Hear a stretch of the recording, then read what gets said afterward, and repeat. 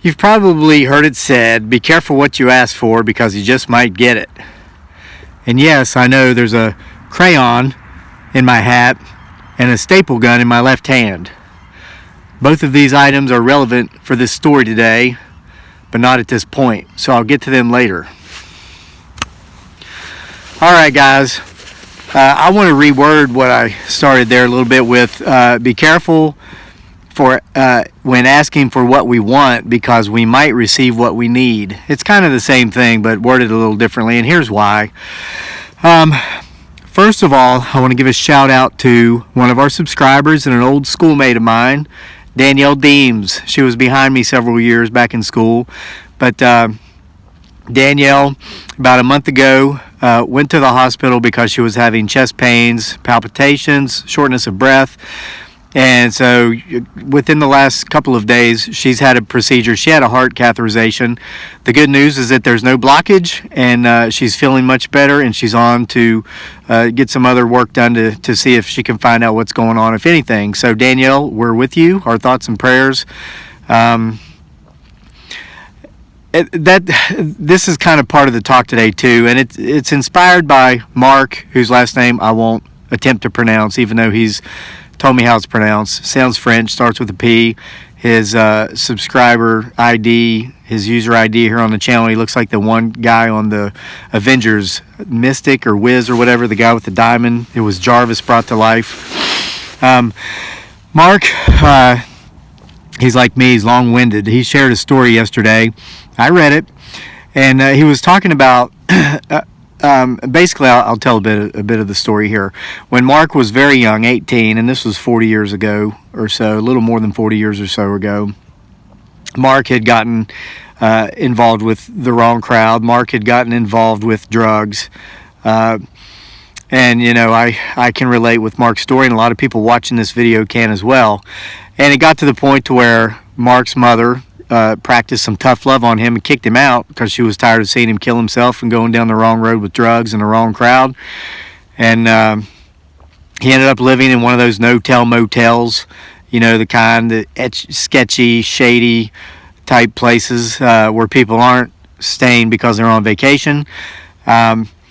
He was falling for a girl, problem girl who was into drugs, so on and so forth. He got together with her at the hotel or motel, and they did some drugs. Once the drugs were gone, she left, of course, because that's all she seemed to care about, her next fix, even though Mark had feelings for her. So Mark ended up calling this girl, kind of laid his heart on the line, and really opened up with her and said, you know, I don't feel like living. I don't want this life. I do not want this life I have. He was depressed. He was addicted. So he got off the phone with the girl. The girl seemed to not care. She cared about Mark and his issues when he had drugs, but when the drugs were gone, you know, and this is common for dope fiends and drug addicts, alcoholics. Raising my hand here, I speak from experience. So Mark prayed, and he asked God to remove him from this life. He didn't want the life he had. I think Mark was talking about the dark way of being removed from this life. Well, Mark gets a phone call from the front desk, motel, and they tell him his car has drifted to the center of the parking lot and he needs to go move it. So Mark goes out. Sure enough, his car is in the center of the parking lot. So he goes out to move it, and he's tackled from behind by police. It was kind of a setup, but it wasn't because of drugs. Now, they would go into his room and they would find drugs and they would find paraphernalia. They had him dead to rights. Mark was sentenced. He was sentenced to 18 months. He did time, but he didn't do the full time because he was released early on good behavior. Mark got involved with the 12-step program while he was locked up, and he said in his message that he shared with us on the channel, this is an open public forum, so I'm not outing Mark for anything he hasn't already outed himself for. When he got out of jail, he decided he would stick with this 12-step program that he'd found while he was in jail. And now 40 years has passed, and Mark has been clean and sober ever since. Mark enjoys life. He has a wonderful life. And you know, Mark has been commenting on our channel for many months. And I can tell Mark is the kind of guy who's appreciative of what he has, grateful for what he has, and is someone who can live in the here and now and focus more on his blessings than his burdens. So Mark also shared that he later found out that that girl obviously cared a little bit more, not so much about him, but about the state he was in, than he realized, because as soon as she got off the phone with him, she called a suicide prevention hotline and said, hey, I know this guy. He's at this place. I'm concerned about him. So these are the people who called the police. So they went there to make sure he wasn't going to harm himself, and they found the drugs. And they ended up helping him more than he could have imagined. And Mark said he realized that when he prayed and asked God to remove him from this life, God took him at his word, and he removed him from the life he was living at that time and gave him a better one, even though he had to go, he went about it in a not so pleasant way. But Mark didn't necessarily get what he wanted the way he wanted it, but he got what he needed. And this is how life works so oftentimes, or so oftentimes this is how life works. When I got home from Iraq, I had a non-combat related injury. We thought it was a hernia. And so I went on what's called medical holdover. And so they were looking at it, trying to figure out how to fix it. And they were going to cut me open. They had the surgery scheduled to operate for a hernia.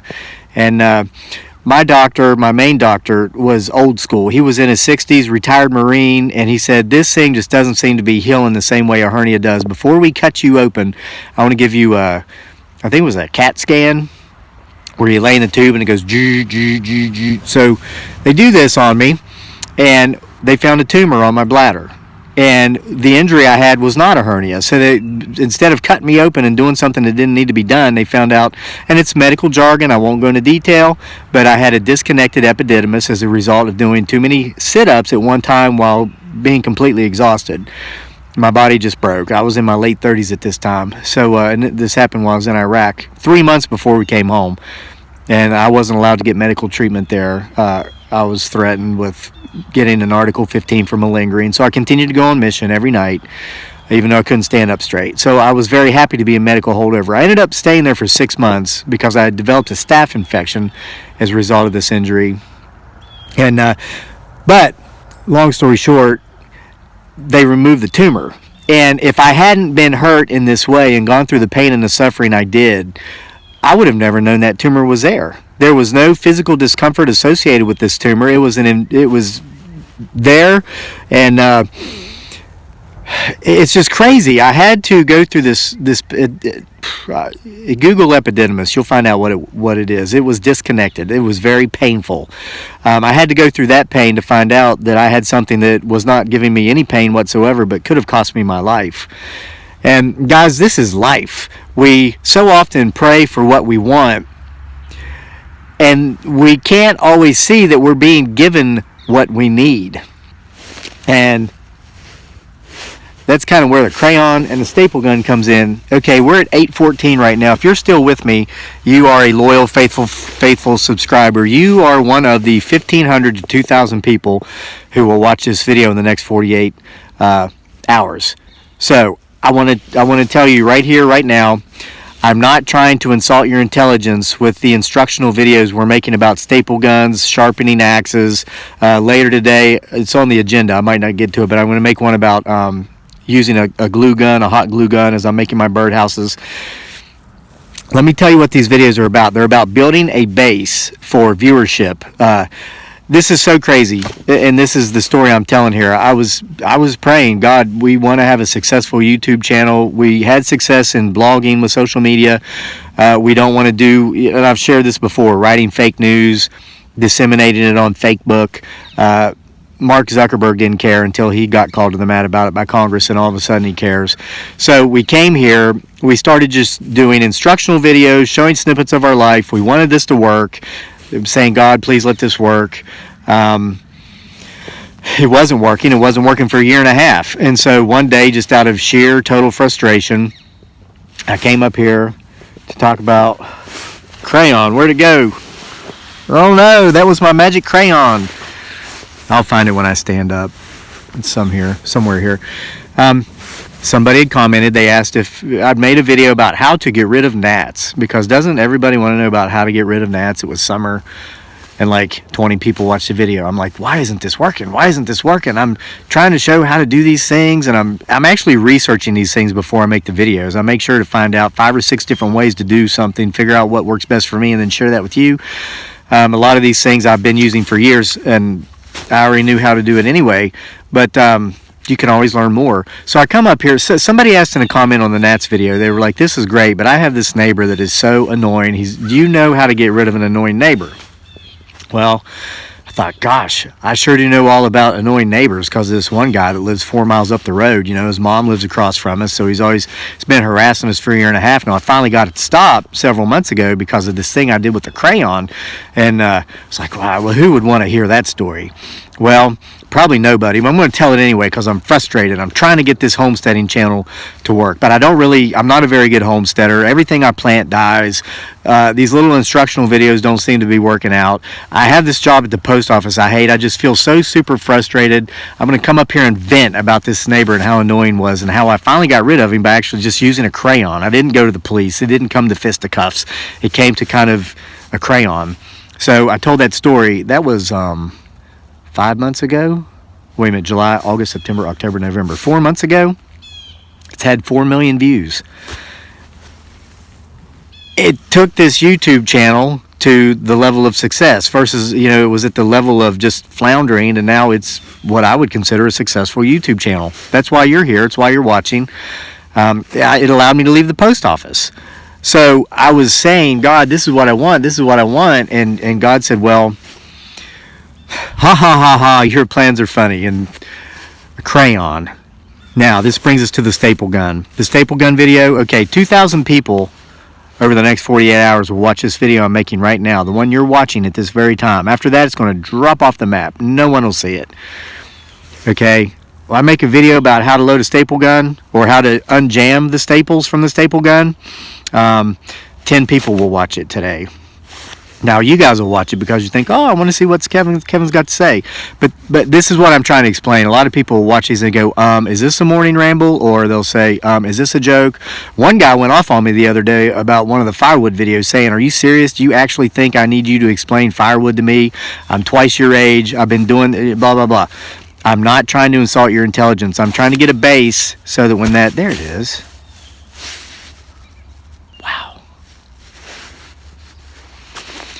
Listen, this happened in blogging. It's going to happen here. We don't want to live and die by viral activity. When the crayon video dies down, which it will, I mean, we don't want to be in a position where, okay, we are not going to charge membership fees. We're not charging Patreon.